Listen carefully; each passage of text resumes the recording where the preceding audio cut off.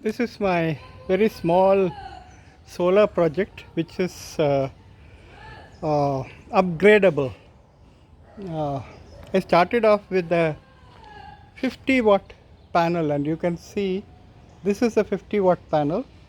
It was enough to power, it had about output of about 2 amps of 2.3 or 2 amps of DC voltage, and that was enough for me to put one LED DC lamp in my drawing room, which would remain on for 24 hours a day, because my drawing room is not very well lit.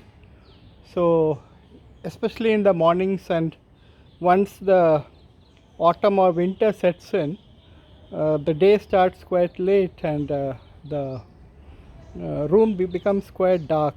So I wanted to use renewable energy, and this is where this 50 watt panel came into being.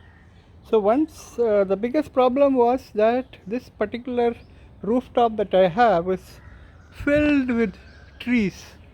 On every side the trees are so tall, and they're all fruit bearing, and they are so lovely to look at. We don't feel like cutting it. See, all around it is like an Amazon rainforest. The sun doesn't penetrate. You can have a look. So this idea of going solar was quite distant to me. Either the trees had to be cut, see here, it is fully blocked. This side of it is open, but then the sun doesn't set from the north. So this is the north facing view, and I pan around, and this is the west, and this is the east. You see the sun has just rising, but not enough to penetrate the trees. So there was a big challenge as far as solar panels go, and I was very hesitant, and it had to be a big sacrifice for me to make sure that these solar panels would never work in my house. But I was proved wrong. So this is a 75 watt panel which I bought sometime later after about 20 days, because I felt that the 50 watt panel was extremely good. And the best part of it is this these are called monocrystalline solar panels, and they have the ability to generate power even when it is quite cloudy. So between polycrystalline and monocrystalline, this one is a better bet for areas like mine where the sun never comes. Okay, so this was part 2 of my project, where I increased the DC capacity, and now I decided, why don't I make a portion of my house into totally carbon free, and uh, with the use of a small UPS or inverter, I should be able to generate power for my home.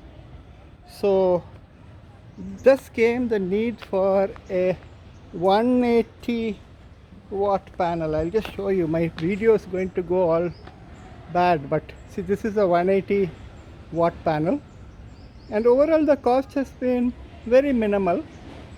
So I have bought these are all from Loom Solar. These solar cells are from Loom Solar, and I want to explain this to you as somebody who would be very shy to start solar energy generation from their own home. I just would like to encourage you that it is quite possible. I have not gone in for very costly wires, because as I told you, this is an experimental phase. So right now this 180 watt panel is independent, because I want to directly connect it to the inverter. But I have in mind that the 75 watt panel that you see in the middle, if I could couple it up or put it in series, I would be able to get 180 plus 50 watts, and that should be even more, it would give even more current for my UPS or inverter. So this is my plan, and I would just put 2 pictures on how I bypassed the traditional MC4 connectors. The problem is you don't get these connectors so easily in the place where I live. So I have to make sure that I find a way in which I could overcome that. So I have overcome that, which I shall explain to you later.